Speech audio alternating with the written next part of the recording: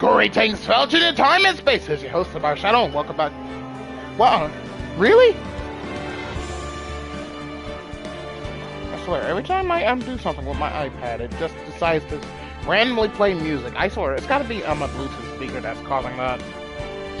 Anyways, greetings, Belgian in time and space. This is your host, TheAmariaShadow, and welcome back to the channel. Welcome back once again to some more of Phoenix Wright Ace Attorney Trilogy. We're going to be continuing where we last left off in the last live stream. We have made it to part 4-1 of episode 2, The Stolen Turnabout. We're going to try and finish episode 2 today. So without further ado, let's get started right away today's adventure and see what's in store for us. I'm on see!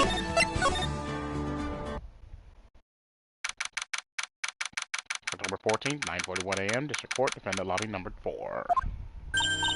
Hey, Nick! What is it this time? You won't believe how many people are here for the trial. Well, it is a murder case. What are you talking about? They're here for the trial next door. Next door? Why don't you know this, Nick? They're having Detective Atney's trial today. Detective Atney? They say they're going to try him as Mask to Mask. Already? That was fast. Boy, I'd love to see Mask to Mask's trial. I know. By the way, where's Pearls? Oh, she went back home. She says she can't neglect her training anymore. I know you don't like me. Pearls has really gotten into her training lately, hasn't she? Yeah, ever since that incident last year. Please, don't ignore me! Oh, Mr. Delight, good morning. No one likes me. No one would notice me, even if I killed someone. Come on, don't be silly. Wait a second, you don't mean you're the murderer? No, I'm just a poor thief. No, wait, that's not right. A thief can't really be poor. Now let's see. According to Mr. Delight, from his second crime on, he was following a bunch of set plans. Plans that someone had been sending to help him commit the heists. Do you really think there's a connection between the thief and the murder, Nick? It's possible. But today's trial is a race against the clock. Huh? How come? Let's just take our time like always. I'm afraid that's not an option. October 14th, 10 a.m., District Court, Courtroom number 6. Court is now in session for the trial of Mr. Ron Delight. Defense is ready, Your Honor. You're ready? Preparation is the last refuge of the weak. Okay, settle down, everyone. Let's begin with your opening statement, Mr. Godot. He's got the judge in the palm of his hand. Yet again. Ron Delight is simply too young to be sent to war. That's all. I'm afraid I have no idea what that means, Mr. Godot. Ha! Then you need to get out more, Your Honor. Life is war. That is exactly why you must be more precise in your wording. That's all my statement means. You understand now, right? Yes. Well then, let me briefly summarize the details of this case. Wow, the judge is taking charge like he knows what's going on for a change. The victim is Kane Bowen, CEO of KB Security. His body was found in a safe at approximately 9 a.m. on the morning of the 13th. However, the time of death was estimated as 1 a.m. of the previous day. And that's when our little lost kitten dropped the ball. That little lost kitten is, of course, the defendant. Very well then, Mr. Godot. Please call your first witness. I never drink more than 17 cups of coffee during any given trial. But the first one is always the best. Mr. Godot, your witness? Okay, then. Let's hear what the defendant, Mr. Ron Delight, has to say for himself. The defendant? Well, Mr. Wright, does the defense have any objections? It may be a bit of a disadvantage having the defendant testify, but I remember when Mia was defending me. She allowed me to testify so she could do the cross-examination. She put a lot of trust in me back then. We have no objections, Your Honor. The defense will allow Mr. Delight to testify. Ha! You've got guts, Wright.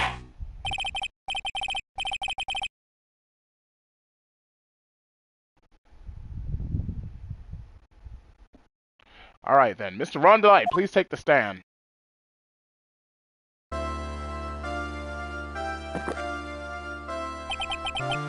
You did it, didn't you? Yes. What? No, that's not true. For a moment there, I thought you'd set the record for the shortest trial ever. Well, Mr. Delight already looks plenty guilty with that face he's making. And once he opens his big mouth, he'll probably put the last nail in his own coffin. Ha! Very well. Now then, can you tell me something? If you didn't kill Bullard, why did you go to KB Security? Well, that's kind of hard to say. Boy, I wish I could go home. Now then, let's hear some testimony about what happened. My visit to KB Security. That evening, around 1 a.m., I went to see Mr. Bullard in his office at KB Security. The blackmail letter I got, it ordered me to go there. I've been working for KB Security until a year ago, so I knew where his office was. 1 a.m., the exact time the murder took place. The wheat got washed away by the tides of fate. The strong drink it up. Ha! It's bitter today, too. Just like my destiny. You never know that from the way he's chugging it down. Mr. Wright, your cross-examination, if you please.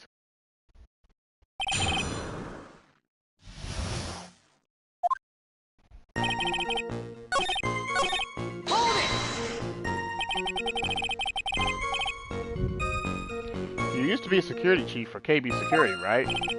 Yes, that's right. A security chief? You? And yet, a year ago you were fired without notice. Revenge for an old grudge? A perfect motive for murder, wouldn't you say? This isn't good. Maybe I should change the subject.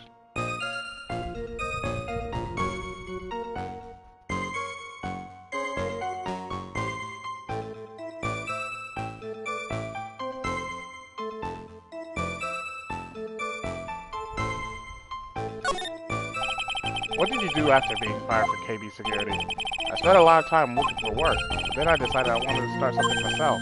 Not good, this is going from bad to worse. So I started looking at books, TV, and movies, learning all I could about masked men. Masked men? So you wanted to try drawing a comic, right, about masked men?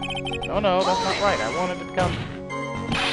Your Honor, let's move along, shall we? But you asked the question. You're being quite odd today, Mr. Wright.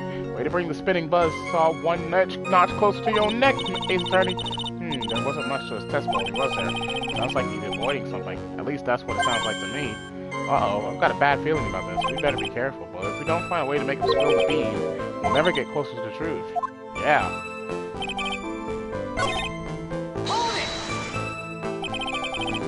It ordered you there? It was the first time I'd gotten a blackmail letter that ordered me to go somewhere. Does that mean you've gotten other blackmail letters then? Oh, of course. They say stuff like seal this or seal that. Why don't you save those for later, Mr. Delight? Please don't say any more. Now, what should I... It should... That's an error. What should I do? So what did the blackmail letter in question say? It said to bring $50,000. Money, eh? A perfect motive for committing murder. Oh, but wait! I never intended to pay that money anyway. Oh, is that right? After all, he had nothing to hold over my head. I had nothing to be afraid of. An important point indeed. Witness, let's have that added to your testimony. Yes, sir! Ha! A muddy mud skipper in outer space has a better chance of surviving than I do.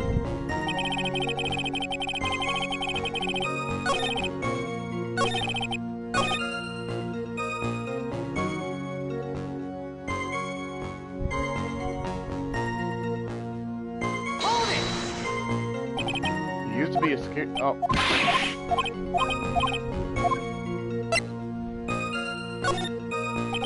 Mr. Delight, please tell us why you were fired from your job. Well, the world is filled with those who have said, I wish I had never asked that. Okay, then I take it back. Defendant, please answer the question. I needed money. You needed money? Well, you see, Jessie loves to spend it. It's kind of her hobby. Not exactly the best hobby in the world, huh, Nick? My salary wasn't nearly enough, so I stole data from the company. Come again? KB Security has a lot of security info on all sorts of companies, and since I was security team chief, he stole some data and sold it. Mr. Bullard found out, and I was fired immediately. What? I wish I had never asked that. I was somehow able to keep a secret, and made it seem like I had quit on my own. What is it, Nick? You don't look so good. So I'm gonna bring Tom to their company as fired as punishment. You do well to remember that. He sure told you. So you admit that you stole data from your company, is that correct? Yes, I'm sorry. This is a very important fact. Please add it to your testimony. Oh man, this whole thing just took a big turn for the worse, crashed and blew up. It's gonna take the jaws of life to rip this case from the clutches of disaster.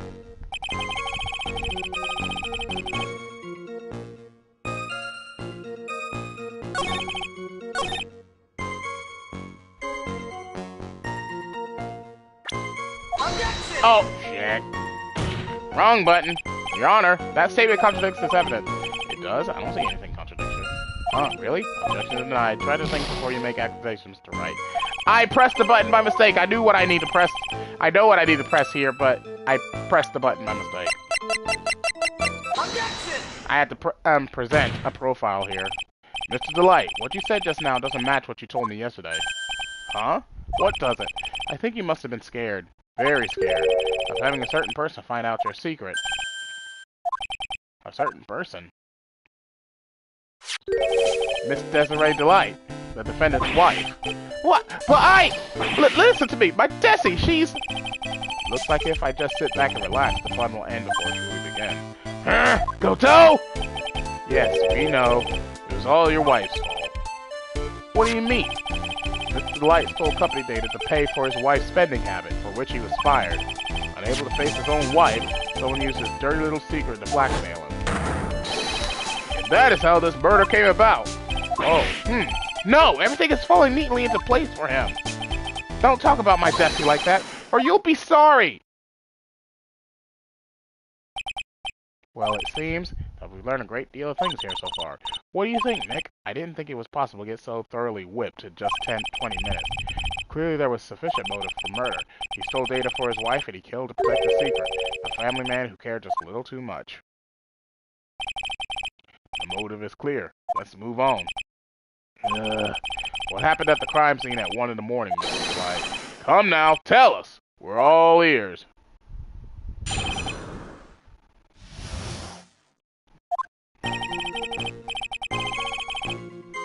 When I entered the office, there was a suspicious shadow there. Suddenly, I was hit on the forehead. After that, I remember being a bit dazed. If I had been wearing that, I would have been killed. When I came to, Mr. Bullard was lying there, dead. I see. Suddenly hit on the forehead, huh? I believe the detective from yesterday provided similar testimony.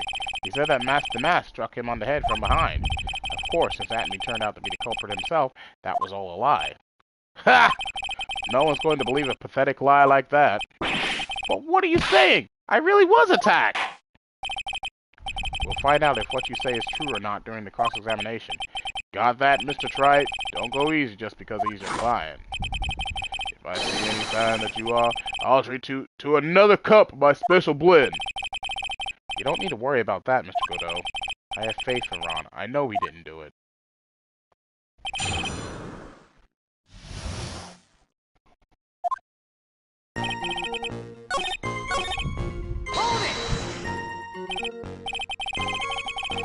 That? Could you please clarify what you are referring to? Why, my Master Mask costume, of course. Wait just a moment! Master Mask? Huh, oh, did I forget to mention it before? To be on the safe side, I dressed as Master Mask. And then I descended upon the office of the CEO of KB Security. What?! Nick, did you know about this? He never told me this. I don't recall him ever mentioning it to me either. And I didn't know that. Seems our little friend really loves to keep secrets. I'm sorry, I just never had a chance to mention it up until now. Wait, that's not right, Aunt. You know how sometimes things just slip your mind? Ha! My 6th cup of coffee is staring up at me coldly. At any rate, we can't ignore this new piece of information. Witness, please correct your testimony. I'd have been killed if I hadn't been wearing my Master Mask costume. Hold it! Why were you dressed up as Master Mask? Why, because I'm Master Mask, of course. What are you talking about? Master Mask trial is being held next door. Yes, I guess so. Anyway, at that time, I thought I was being blackmailed over the Master Mask issue. So I thought I should go as him, just to be safe. Oh boy. Let me tell you, it's a real pain to move around with that cape. That's why it took a lot longer than I expected. Took a lot longer. What was he talking about? What do you mean by took a lot longer? Oh, opening the safe, of course. My cape got caught on the safe door, you see. This all happened when I was hiding Mr. Buller's body. What was that? Back up a second! Yes? You were the one that hid the body in the safe? Well, yeah. Inconceivable! Why? Just why? What reason could you have? What were you thinking? Question. When does someone toss their dirty shorts in the washing machine? What? The answer is simple. When they take them off. As usual, I have no idea what you're saying. Do you mean that Mr. Delight hit the body because he's the murderer? Ha! So you're not as stupid as you look. This metaphor this time was really obscure. Mr. Wright, you don't mean that you knew about this whole safe business, do you? Well, yes. Why am I the only one not in the loop here? Witness, make sure you add this to your testimony. Yes, sir. Uh-oh, looks like a storm front is moving in over the fair weather judge. I panicked and hid the body in the safe. It took about 10 minutes.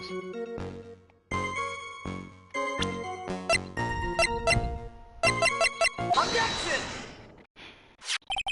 Your Honor, could you please take a look at this record? And what might this be? The record for the emergency buzzer that connects the CEO's office to security. If the button in the office is pressed, the security team is supposed to come running. And according to this record, the buzzer was pushed once, at 1:02 a.m. What? If Mr. Ron Delight truly was the murderer, he would have ran as soon as that buzzer sounded. After all, a security guard would have been heading his way. Ha! Let's remember who we're dealing with here. He probably had no idea there were security personnel in the building. Up until 1 year ago, my client was working as a chief of security. There's no way he wouldn't have known about them. But, as it turns out, the guard never came. That was nothing more than a coincidence. The fact that the guard was a pathetic loser, who had just gotten punched in the face by his ex's new boyfriend, and wasn't anywhere in the vicinity was not something Mr. Delight could have known. Ha! Again, remember who we're dealing with here. It's a sure bet that Mr. Delight didn't even notice the buzzer going off. This buzzer is extremely loud. There is no way he could have ignored something like that. If he had been conscious, that is, conscious. What do you mean by that? Ugh. Fine. Let's hear your theory. Recall the defendant's testimony. The moment he entered the victim's office, someone attacked him. Mr. Delight said he felt dazed. I'm willing to wager that he was knocked unconscious for at least a few minutes. Unconscious? So he fainted? That's why Mr. Delight didn't know that the buzzer had sounded. And that's why he thought he had time to hide the body. So what are you trying to say? Mr. Delight was knocked out and the buzzer went off soon afterwards. Now, unless my client was able to hit the buzzer while he was unconscious, it can only mean that there was another person in that room. That's right. Whoever it was, they knocked out Ron Delight and then pressed the buzzer. Order in the court! Mr. Wright, this is preposterous. It was this kid. Ron Delight is the one who killed Kate Buller. Then who pressed the buzzer? It was the victim, of course. He pressed the buzzer when the defendant attacked him. He didn't die right away. He must have held on long enough to push that button. Ah! So Kate Buller sounded the buzzer himself. What is your opinion on this, Mr. Wright? I need to prove that the real criminal was there at the scene, but how? Can I prove that it wasn't Kane Bowler who sounded the buzzer?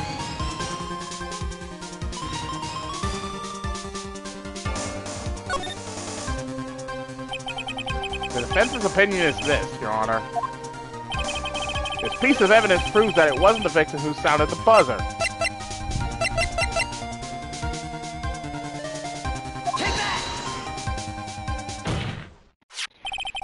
I believe this is the piece of incontrovertible evidence you were looking for.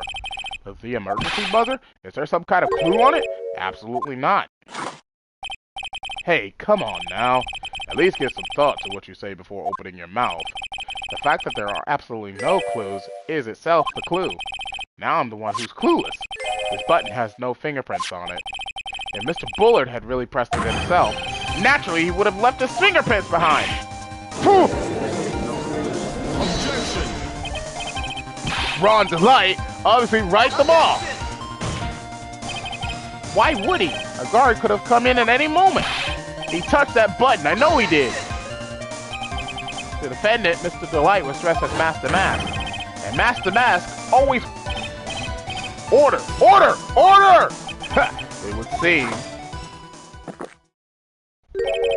I've been forced to eat crow. I wonder what blend number crow flavored coffee is. However, the real killer was there at the scene. Why would that person press the emergency buzzer? Couldn't they have run away without putting themselves in extra danger? What's with this awkward silence all of a sudden? Ha! It looks like you're fresh out of parlor tricks. They're on to you, Nick! So just give me a minute to collect my thoughts. The real culprit killed Mr. Bullard at around 1 a.m. And Mr. Light just happened to waltz in when the murder was taking place, right? The killer clobbered Mr. Delight, and then sounded the buzzer. Even though security was supposed to respond right away if the buzzer was pressed. Security was supposed to respond? Time's up, Mr. Wright. Let's hear what you have to say. Very well, then. Oh, you've got some guts. I like that in an opponent. Why did the real killer sound the emergency buzzer?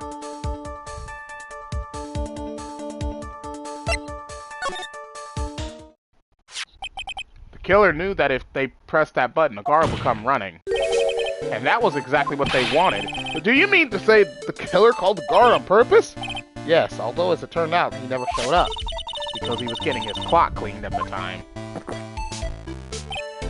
Ha! What a touching story. You're saying the killer had a change of heart and called the guard to turn himself in? No, I'm not.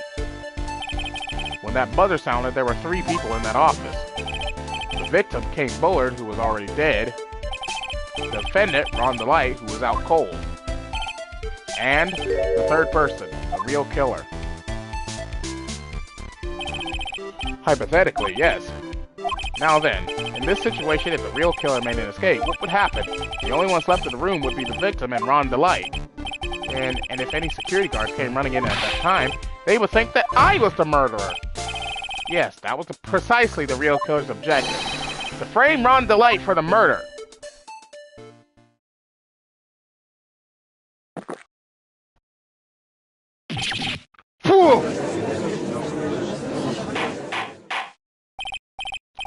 Order! Order! Order! Ha! It would seem I've been made to eat my own words again. Actually, you've been made to do a spit take with a cup of coffee. Mr. Wright, who was it? Who was it that tried to frame me? Wait a second. I'm the one and only Master Mask. So, Nick, you mean the real killer is? We're going to drag that person in here right now. But who is it? I don't have any solid proof yet. But think about it. The killer knew Mr. Delight's identity, and they also knew that he had been called to KB security that night. So the killer used him to execute a well-crafted plan to murder King Bullard. Now then, let's hear your accusation, Mr. Wright. Who was it that framed Mr. Ron Delight for the murder of King Bullard? The only person it could be, Luke Atney. Detective Luke Atney. He's the only one who could have done it. Ace Detective, Luke Atney. You mean Master Mask did it? Your Honor, the person being tried in the court next to us is not Master Mask at all. He is, in actuality, the true murderer of King Bullard. Order! Order! Mr. Wright, explain yourself! Theft and murder. Which is the more serious crime? They're not even close. Murder is the more serious crime, of course. It's a capital crime subject to a capital punishment. Please remember the trial from yesterday, if you would. When Luke Atney confessed, there was a huge commotion in the courtroom. Of course, a famous detective was unmasked as, well, as Master Mask. Instead of being convicted of murder, he was found guilty of grand larceny.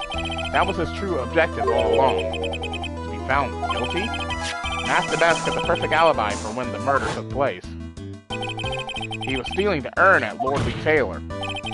In other words, being found guilty as Master Mask was Luke Atney's airtight, watertight, and unassailable alibi. A guilty murder. has an alibi?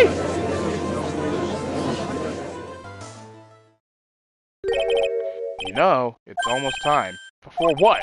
For Luke Atmey's verdict. It was a pretty simple trial, after all. If we're going to stop this trial and stall that one, we need to do it now. Of course, that's assuming you have proof that the detective was the one who committed the murder. Luke Atmey's trial has indeed attracted the attention of the entire country. If we were to intrude and fail to provide adequate proof of this true crime, Mr. Delight would be left with no grounds for appeal. Am I really sure about this? Ha! I bet it's only good when your life's the ante. Mr. Wright, I believe in you! Mr. Delight. So, please, I'm begging you!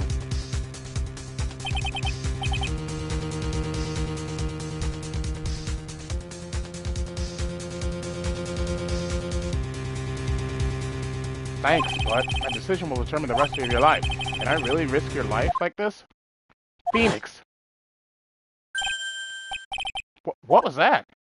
Don't stray, Phoenix. For your client, take the path of trust.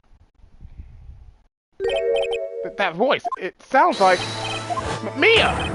Your Honor, the defense requests an immediate recess. Ha! So that's your answer, huh? Very well. I've decided as well. This court will now take a 20-minute recess. Mr. Wright, will we return? Please summon Mr. Luke Atmey to the stand. Yes, Your Honor. October 14th, 11:58 a.m., District Court, Courtroom number 5. Oh God, here comes my horrendous pseudo-French accent. Well, Sir Detective Atmey. I have to say, Mr. Payne, you performed splendidly. Oh no, Sir Detective Atmey, you were the one who... That's enough. This court sees no reason to further prolong this trial. This court finds the defendant Luke Atmey. Hold it! Wait! Don't hand down your verdict yet, please! Well, Sir Lawyer, welcome to my courtroom. Who's this hoser, eh? My name is Phoenix Wright, attorney at law, and I wish to file an accusation against this man, Luke Atmey. Accusation? You accuse Master Mask? That man is not Master Mask. He's just a ruthless murderer. What?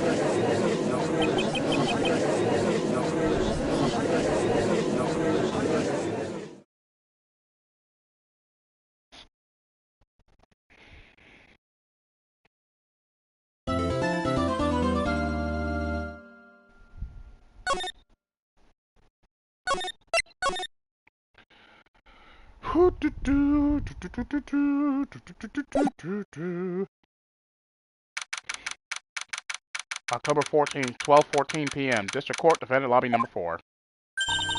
My sis? I could have sworn I heard Mia's voice. So then she's still alive, inside your heart. Nicky boy! Oh, Mr. Light, is it true that Detective is the real killer?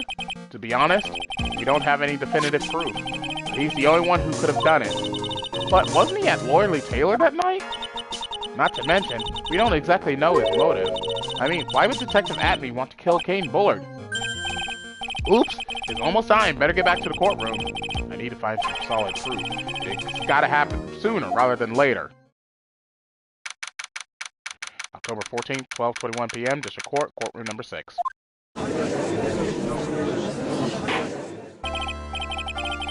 Now then, this court is back in session.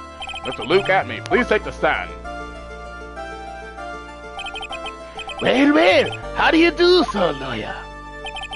I never would have thought to see you acting so recklessly. I couldn't let them hand down your verdict just yet. Not when it would have given you your perfect alibi. An alibi by the name of Master Mask. I'm sorry. I'm afraid even the great Luke Atmey has no idea what you mean. Of course, I have been in the next courtroom ever since 10 o'clock this morning. I'm afraid there's no way I could know what's been going on here. You've been in the defendant's seat all day long, correct? Being tried as Master Mask. Indeed, it's truly child's play to fool the ignorant masses. Not only did the poor fools ask me to protect their valuables, they even gave me a generous reward upon returning their own property. Take this red diamond ring that sparkles upon my divine finger, for example. So you continue to insist that you are in fact Master Mask? Of course! Very well then, look at me. Let us begin with this simple question. On October 12th at 1 a.m., Kane Bullard was murdered. Where were you at that time? One without knowledge lacks even the knowledge that he should be ashamed of himself. But don't worry, I will not hold it against you, Sir Judge. Thanks. Alright, Mr. Atme. The night of the murder. Speak! We're all ears. As you wish, Sir Prosecutor. The alibi. I was stealing the urn as Master asked, just as I announced I would. I had more than enough time to prepare. It was a pathetically easy job. A photograph contains no words, but in this case, one turned out to be my witness. The time at which the camera captured Master Mask was the same time as the murder. It seems the main point of discussion will be this photo of the crime scene. Everything else up until now was all part of his plan. There has to be a secret to this picture as well. Even the great Master Mask cannot be in two places at once. Now then, if you'll excuse me, I have a verdict. Unfortunately, Mr. Atme, we still have to do your cross-examination. A fool is too foolish to know that he is a fool. I think he's trying to say that you're full of it, Nick. The only thing that's full of it is his alibi.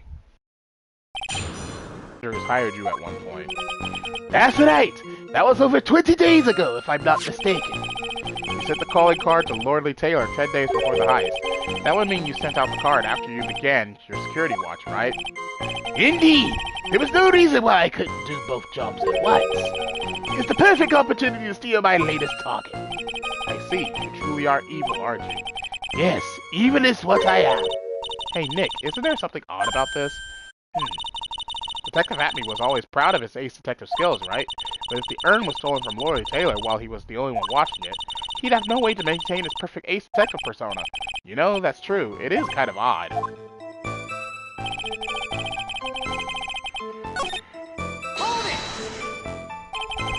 About the camera that took this photograph. Oh, come now! It's all too clear what you're thinking! Huh? You think I altered the time step on the photograph, don't you? I'm afraid that's impossible. The camera was set up by Lordly Taylor, and on top of that, it was Lordly Taylor's staff that printed that picture's data.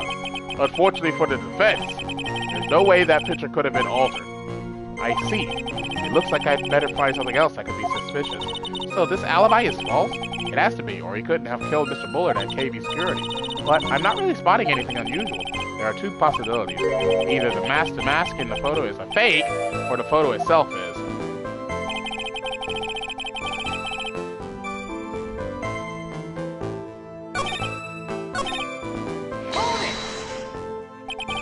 So by photograph, you mean this piece of evidence here? Is that correct? Indeed it is! That it is! That is it! The very thing that proves I committed the crime! The very thing that proves you committed the crime. Surely even you understand by now. Lordly Taylor provided that camera! There's no way I could have tampered with it. That means I could not have killed Kane Bullard, unless I had an accomplice. Come on, think long and hard about that night. The basement warehouse, and this picture that supposedly captures it. It's got to be here. Isn't there something funny about this picture? Yep. Are you implying that this picture is a fake? You bet I am. There's definitely something strange about this picture. We took a look around the basement warehouse that night before the theft took place, and there's something in this photo that doesn't match my memory of that night. Very well, then let's hear what you have to say. What about this photograph do you find funny?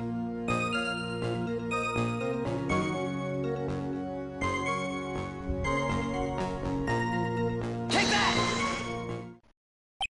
The funny part is right here. Why, this is a blood stain!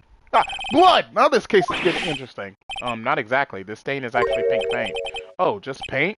And peach colored at that. From blood to peaches. The judge sure loves going on his wild tangents. The problem with this photograph is not the paint. The problem is when you consider the layout of the basement warehouse, it turns out that something that should be there is nowhere to be seen. Well, Mr. Wright, what is supposed to be in this picture instead of the paint stains? Take that! The supervisor of the treasure exhibit stated the following. Well, there's a good reason for that. On the day of the crime around noon, that golden statue just happened to arrive from the mountain training hall. I realized that the statue would be the perfect size for covering up the paint stains. That's why I put it where you first saw it. I myself was there the night the theft took place and saw the statue in that spot. If this picture was truly taken on that night, then that statue should have been there. But when I went there the day after the theft, that statue with the old bag was sitting in the corner. Perhaps it was somehow pushed there accidentally? Your Honor, this statue is slightly larger than yourself, quite heavy. It would take more than an accidental push to move it that distance. Ha! In that case, can you prove it? Can you give us the rhyme and reason as to why that statue was moved that night? Can you do it, Nick? Never mind who moved it. The real question is, why did they move it? Well, Mr. Wright, I hope you are prepared with your answer. Now then, who was the one that moved the golden statue on the night of the crime?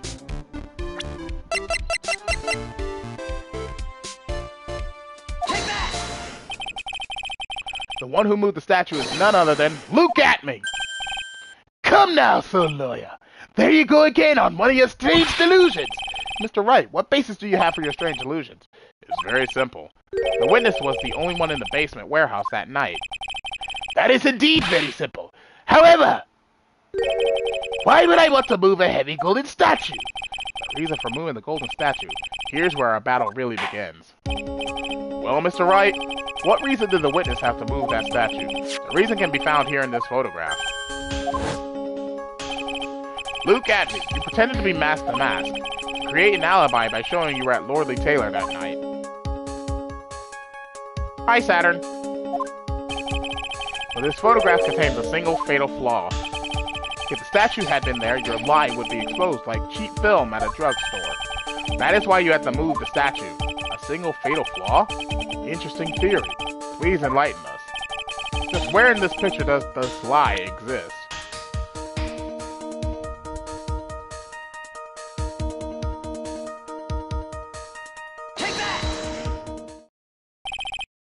Naturally, the lie in this photo is the timestamp. What do you mean? I'll tell you exactly what I mean. On the night in question, Luke Atme went to KB security and murdered Kane Bullard. Therefore, it's obvious. It would have been impossible for him to have been at Lordly Taylor at this time. Well, what does that have to do with the statue being moved? Remember, if you will, Your Honor, when was this statue placed beside the warehouse door? Well, the statue was taken down to the warehouse on the day of the crime, and it was placed there in order to cover up the paint. Exactly. Luke Atme had already decided on the time when he was going to kill the victim, and so, in order to create an alibi for that time, he took this picture days before the murder took place. What the? Of course, the statue hadn't yet been brought down to the basement warehouse yet. So on the day of the crime, Mr. Atme must have been quite nervous. As nervous as a long-tailed cat in a rocking chair factory, so to speak. Why? Because something that wasn't supposed to be there had been brought down and placed where it was supposed to be. And that is why Luke Atme had to move the statue on the night of the murder. He did it to make the room match with the way it had been in his photo.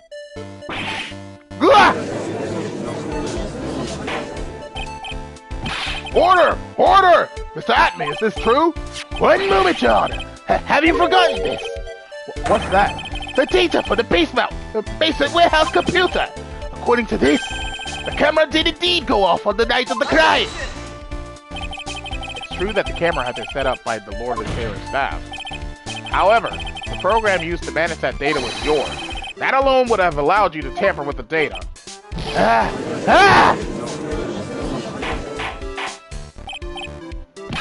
Order! Order! Mr. Godot, what is the meaning of this? Oh god, he's got his coffee. Godot! I warned you about making me wait. Now put that coffee down! My 11th cup. I promised to drink no more than 17 during the trial. Which means I'm still good to the last drop. However, the defense has a very good point. A good point? So what? We are all the travelers on a road of infinite points. I think he's got his points mixed up with his other points. So you say this photograph was taken ahead of time, and that the statue was moved in order to make it match. That's a very interesting idea. However, there's one point that can't be denied, which is that it's only a possibility. Men that are trapped by the chains of maybe can never reach their dreams. That's very true. But no way! Don't fall for that, Your Honor! Hey, Mr. Damask! Yes? If there's no funny business in your actions as Master Mask, there should be no problem with you telling us your strategy. So let's hear it. Yes, please provide this court with your testimony about your plan to steal the sacred urn.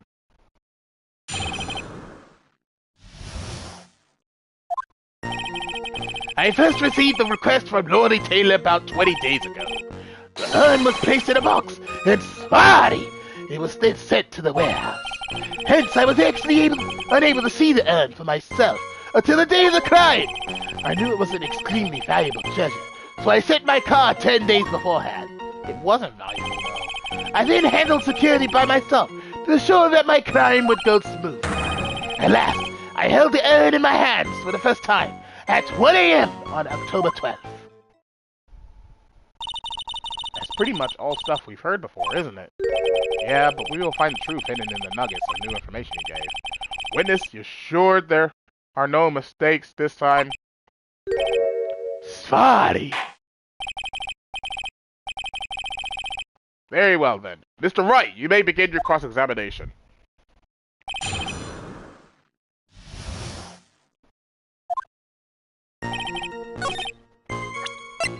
Objection! Mr. Atme, if you really are Master Mask, and you also wrote this calling card, correct? But of course! Is there a problem with that calling card? Allow me to read a passage of the calling card that Master Mask had written. Take good care of the speckled urn. Now the speckled here surely refers to this pink pattern on the sacred urn. Yes, that is true, but so what? Truth be told, there is no way that Master Mask could have known about this pattern. What do you mean? This pink spotted pattern on the urn is actually nothing more than paint stains. Paint stains? And these stains did not appear until after the urn had been taken to Lordly Taylor. I'm not finding this joke to be very funny, Mr. Trite. The day that the sacred urn was taken to the warehouse, the urn was broken due to human error, or should I say an error-prone human. And that's what the pink paint got on the urn. You can't be serious. And yet this calling card clearly mentions the paint pattern, which means Detective Atme had seen this urn long before the crime ever took place. In fact, he saw it when this fake photo was taken. Phew! And because this photo is fake, your alibi for the night of the murder no longer holds water. Ah!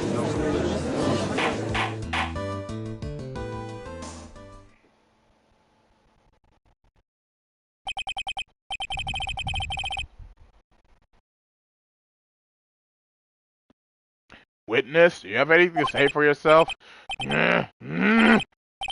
Alright, that did it. He's broken. Nick, I think it's still a little early for a victory pose. Huh? Ha! It's so sad. No one has any conviction these days. Conviction, you say? Yesterday we all decided unanimously that this man was Master Mask. And now we're calling him a murderer. You don't think we're being a tad fickle? That's a good point. No way! Don't fall for that too, Your Honor! You say that Luke Atme was the one who killed Kate Bullard? Let me ask you this. Why would he do that? An excellent point! Motive, Mr. Wright! Motive! Might you my very murderous motive manifest? Nick, he's getting his second win! If you prepared an alibi and pinned this crime on Ron Delight, as you say, you must have had a very strong motive for murder. The only one with any motive we've seen is Ron Delight. Isn't that right, Detective? Indeed! According to my own research, the boy's motive is clear! Without a motive, it's nearly impossible to prove guilt in a murder case. Now then, maybe you can enlighten us as to what the defendant's motives were. I'd be honored to, Sir Old-Timer. They're doing everything they can to make Ron look suspicious. Despite our lack of hard information, this may be our only chance. Motive for murder. I, look at me, had no points of contact with the victim whatsoever. Kate Bullard decided to investigate Master Mask and simply mistook who he was. It was Mr. Bullard who wrote the blackmail letter and sent it to Ron Delight. It was again Mr. Bullard who harbored a grudge against Mrs. Delight for his betrayal. Mr. Bullard's mistake is quite excusable. The defendant truly believes he is Master Mask. That is why Mr. Delight saw it fit to kill Kate Bullard. Truly a tragedy. So the victim, Kate Bullard, blackmailed the defendant? This is the blackmail letter found in the defendant's apartment. Our handwriting test confirms that Mr. Bullard was indeed the one who wrote the letter. What? Very well, Mr. Wright. Begin your cross-examination.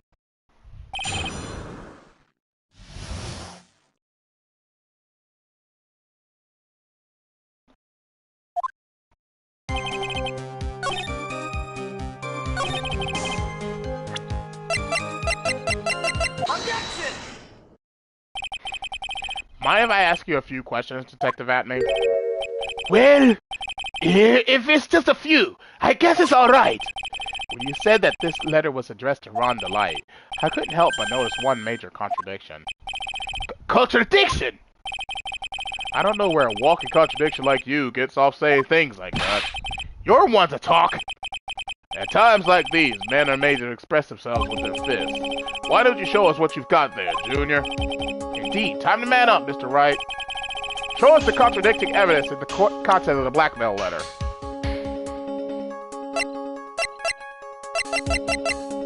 Take that!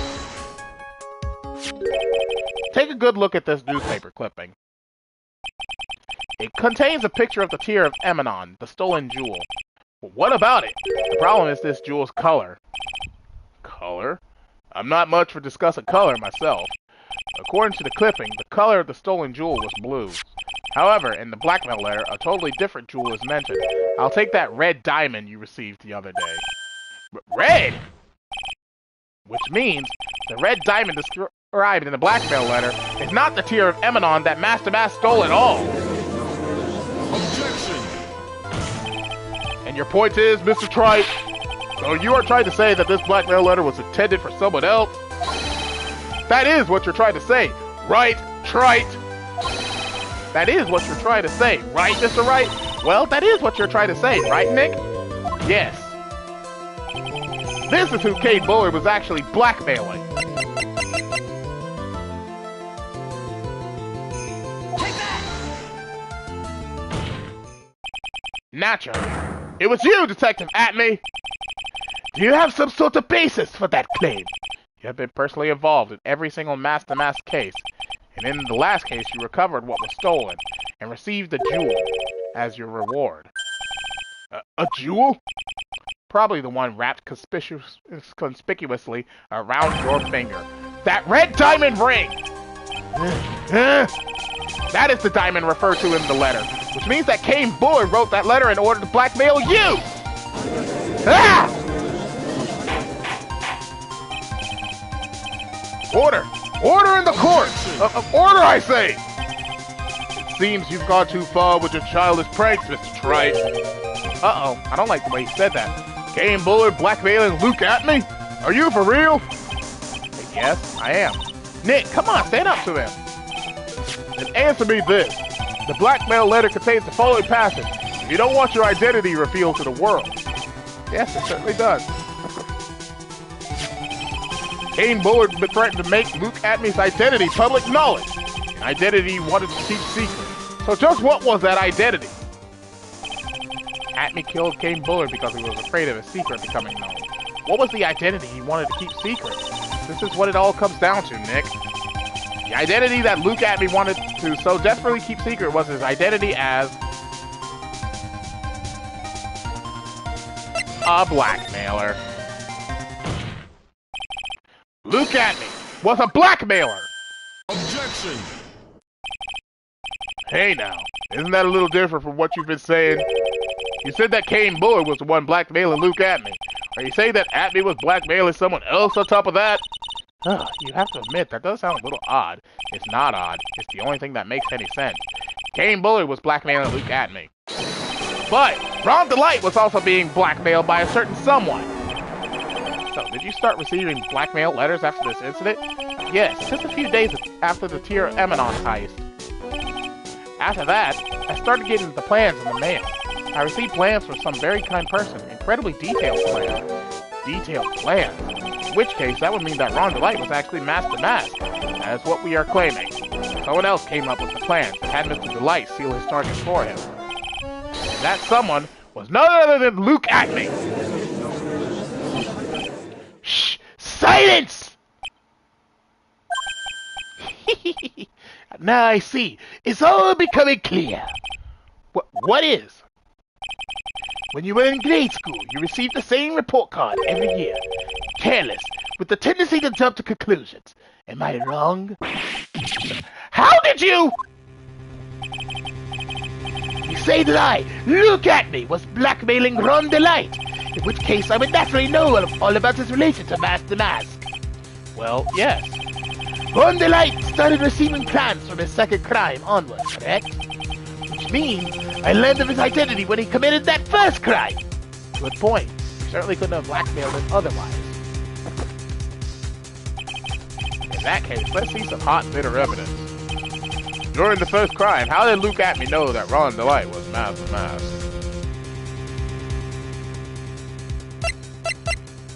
Take that! I think I see it. See what? When you were in grade school, you received the same report card every year. Guess into lots of mischief, trying to be the center of attention. What do you mean? This newspaper clipping. It has a picture of you and Ron Delight in his guard uniform. It seems that Master Mask didn't just disappear into thin air. He just took off his outfit and hid it in a bucket. That sounds far too stupid to be true. Correct. With tricks like that, he couldn't fool a baby, let alone an ace detective. And that's when you figured it out, Mr. Atme. That's when you learned that under his mask, Master Mask was really Ron Delight. What the? Wasn't he supposed to be Master Mask? Not only that, he looks like he wasn't even an ace detective. I can't believe it. He was just a slimy blackmailer.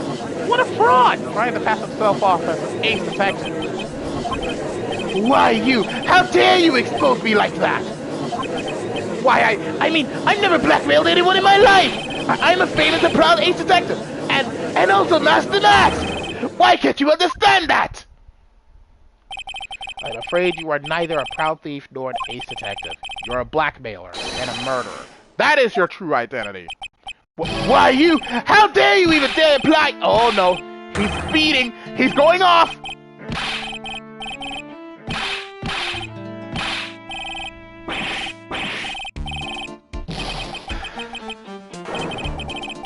Is enough to make one laugh.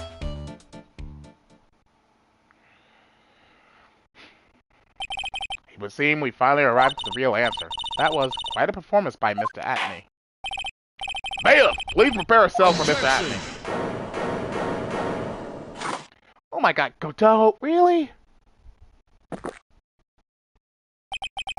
The hammer that strikes too fast has no time to aim. What do you mean? I'm already prepared to deliver my ruling. Allow me to say one thing. I will be the one to judge. You don't get much more in your face than that. It appears that your claws weren't quite sharp enough, Mr. Tried. What do you... It's true that you've proven a lot of things. Things like Luke Atme was a filthy blackmailer, and that he wasn't that loyally tailored the night of the murder. That's right, that's why he's the one who killed Mr. Bull. But... there's still one thing you have yet to prove. What's that? Just because he wasn't at the warehouse doesn't mean he was at the murder scene. Therefore, if you can't prove that this pitiful excuse for a man was at KB security, then I don't see how a verdict can be delivered. No. No way! Order! Order in the court! Well, Mr. Wright, this is it. This is the final round. I've got to prove that Atme was at Mr. Buller's office on that night. But can you really prove that? That's long enough. Mr. Try, I want to hear your answer. That night, Luke Atme was at KB Security, and the defense...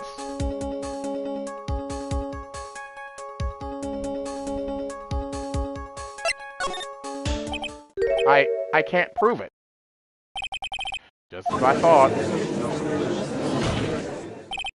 But if we hear more of Detective Atney's testimony, unfortunately, that's as far as you go, Mr. Wright. What do you mean? I won't allow for any more testimony. That's what I mean. What? Have you forgotten? Luke Atney is here after we interrupted his own trial. You have failed to prove that he committed the murder. I think it's time for this witness to return to his own trial and face his guilty verdict as Master Mask. No! Well now, Sir Lawyer. It seems that love wins out in the end after all. I am the ace detective as well as Master Mask.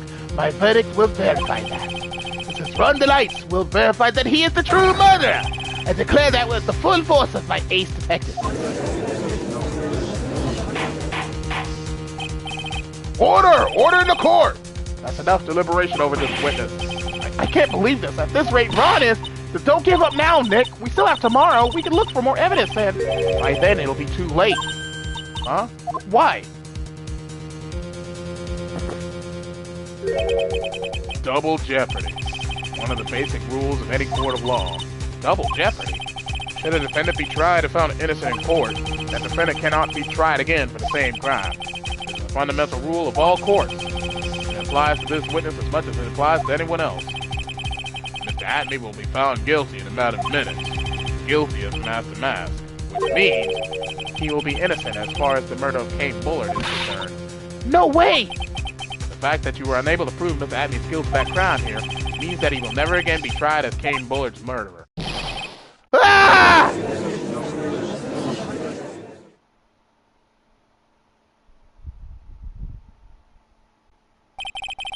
Now there's nothing I could possibly do to win, even if Ron is proclaimed to be innocent.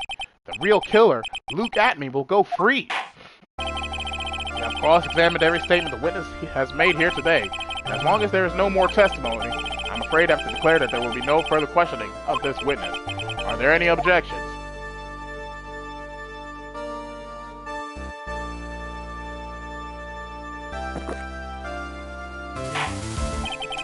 I hereby end the cross-examination of Luke Atney. Objection! I think I see it. Your Honor, when you were a child, this is what was on your report card every year. Has poor hearing, and often makes mistakes as a result. How did you... Phoenix, raise your head up high. Have you forgotten what I used to tell you? A lawyer is someone who smiles, no matter how bad it gets. That voice! No way! Long time no see, Phoenix. Mia! This is the true power of the Karain channeling technique. I know that it's really Maya who's standing before me. But right now, she's my mentor, Mia Fey. Now, let's do this. But there's nothing more we could do, Mia. Without any more testimony, I can't cross-examine. Not yet. Testimony's not over yet. What do you mean? Your Honor, just now you said something very interesting. You have cross-examined every statement the witness has made here today. Yes, that's true, but unfortunately, Your Honor, you're forgetting something. Earlier, after the last cross-examination, this witness made a number of remarks. Well now, Sir Lawyer, it seems that love wins out in the end after all. I am the ace detective as well as Master Mask.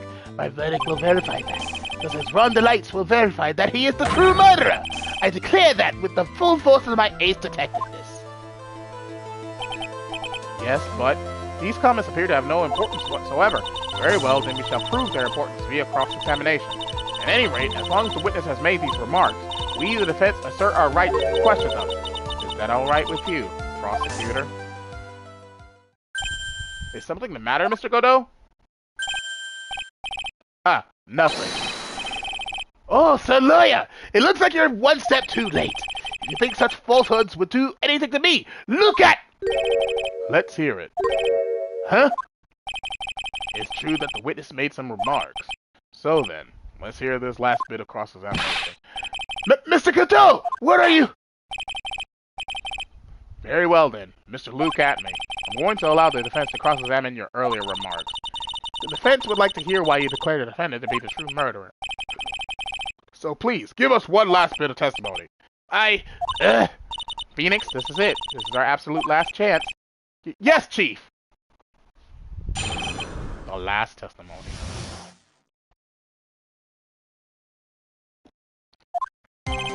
Indeed, it is true that I was not at Lordly Taylor. I had to leave to see about another vitally important job quest. I had known about the date beforehand, so I had this photograph ready.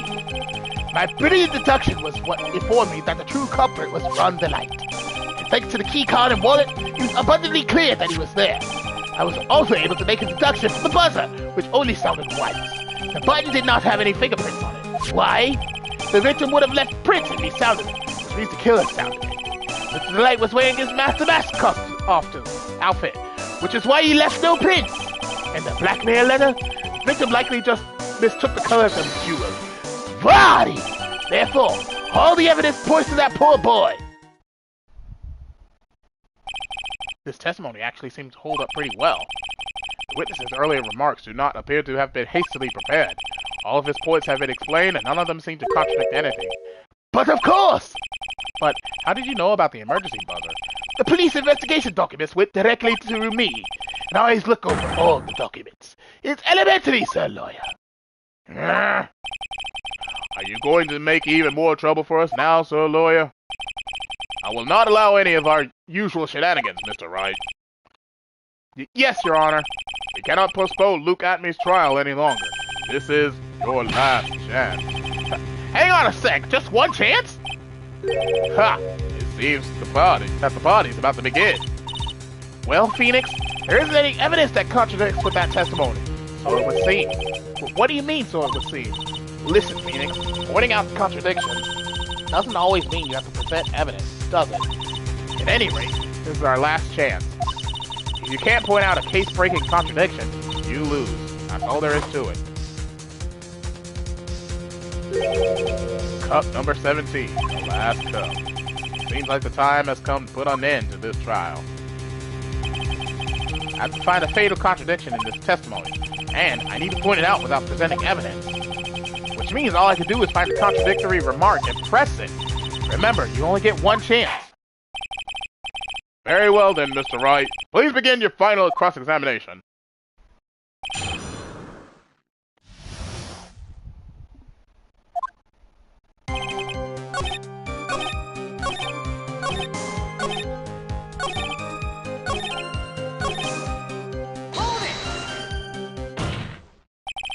Mr. Atmey, about this last remark. You still don't get it, do you, Wright? This isn't a time to be pressing the witness on every little statement. I'm afraid you're the one who still doesn't get it, Mr. Godot. What? Mr. Atmey, it seems you have finally admitted that you were in the CEO's office on the night of the murder. How can you say that? Let's review your testimony, shall we, Mr. Atmey? The button did not have any fingerprints on it. Why? Mr. Delight was wearing his Master Mask outfit. Is that correct? Indeed, that's what I said. My deductions are absolutely foolproof. More like your deductions prove that you're a fool. I'm sorry. Whatever do you mean? For some reason, I'm starting to get really thirsty. When exactly did we learn the fact that Ron Delight was dressed as Master Mask when he went to the scene of the crime? But that was, it was just a few hours ago, back when my sixth cup was looking at me with a cold stare. Huh? Oh, did I forget to mention it before? I'm sorry, I just never had a chance to mention it up until now. That's right. The defendant had yet to tell anyone else this fact before this morning. Therefore, the only people who should know this are those who have been watching this trial. Do you understand now, Detective Atmey? There's no way that you should have known about that!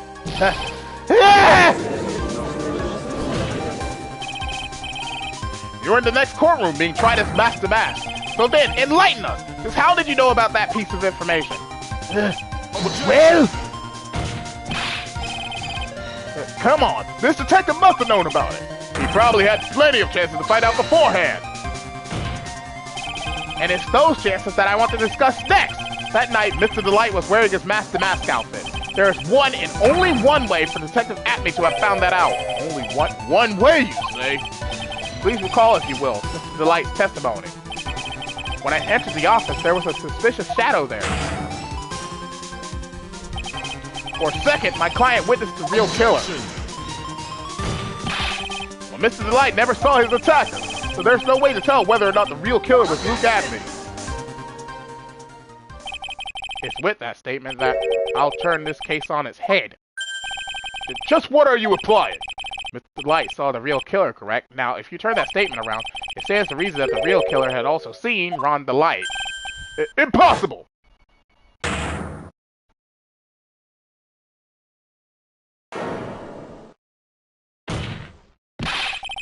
Detective Abby, you saw Master Mask at the murder scene that night. You saw him when you killed Kane Bullard and assaulted Rhonda Light. That was the only way you could have known what Ron was wearing.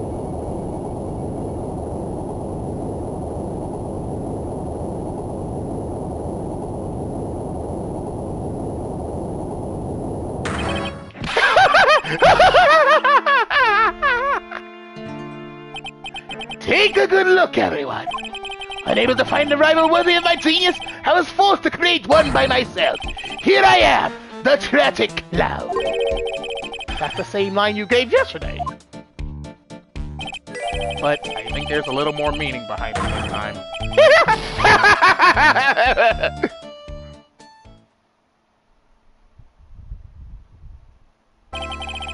What an awfully complicated incident.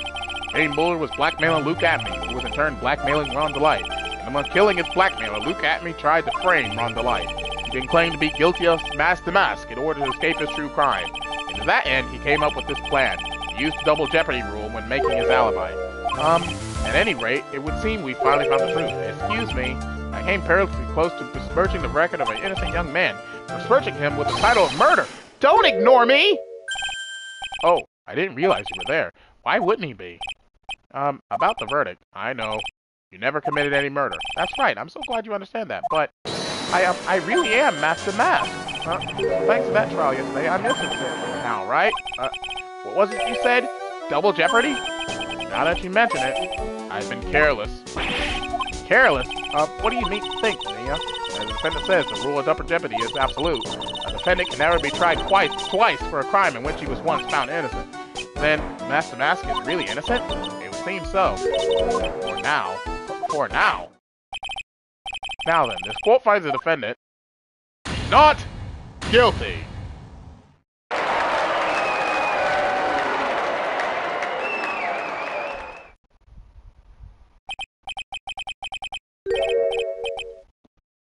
Boy, this is really lurking. Wait, this isn't so good after all. You see the thing? I still am Master Mask after all.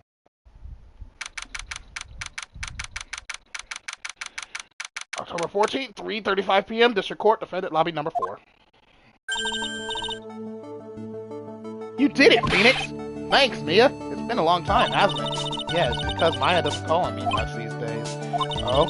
I'm just joking, Phoenix. Don't take everything so seriously. But on the other hand, Maya, she seems kind of torn these days. You mean about becoming the master of the Korean channeling school? Becoming the master. Me saying goodbye to my mother. It's your fate, right? Watch over her, will you, Phoenix? Of course! Well then, see you around. Mia. Mr. Wright! I don't know what to say. Congratulations, Mr. Delight. But thank you so much. No, wait, nothing really matters. Come on, just be happy already. Maya, you've been cleared off of the murder charges and got off as Master Mask to boot. But in exchange, I lost everything. Huh? What do you mean? Stealing security information from KB Security? Becoming Master Mask? I did it all for one reason. For her. You mean your wife, Desiree? She hates criminals more than anything. Come to think of it, she was once held hostage by some robbers, wasn't she? She always said how she hated sneaky criminals. I knew that, but once I got fired from KB Security and lost all the money I had, she wouldn't have any reason to stay with me. I thought she would leave me for sure. And that's why you became Master Mask? Yes, but it's all over now.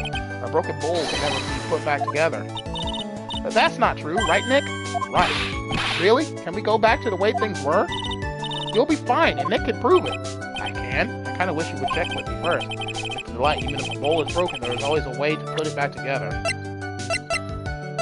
Take that! The sacred urn. Desi was the one who found this. Desiree, your wife, she always believed in you, Ron. That's why you'll be fine. You don't have to worry about anything. Ah, there you are! Mr. Light, you did it, Ronnie. You're innocent. I'm so happy. But thank you. I appreciate that. But, I suppose you don't want anything more to do with me now, do you?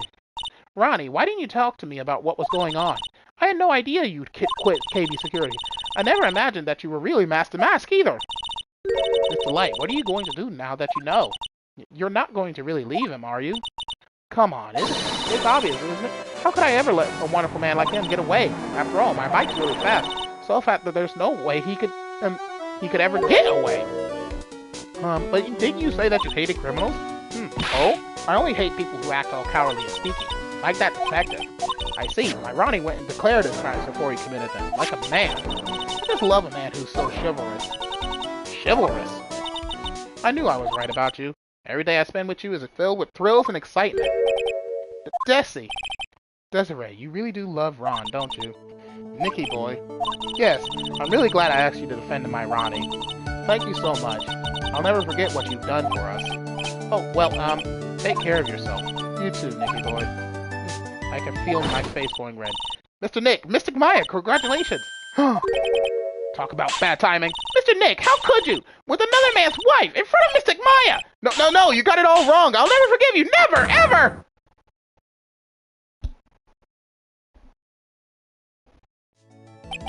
So just as the case came to a close, so too did my consciousness. Ron said a broken bowl can never be put back together. But I know that's not true. I mean, just look. Here's a perfect example of one that was put back together even better than before.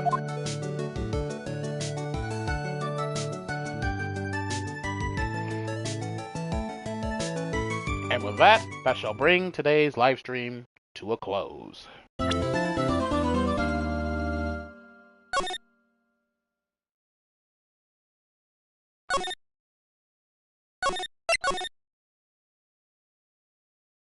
So, thank you all for watching, and as always, this is your host, TheAmariaShadow, saying along Z, and I'll see you for the next adventure.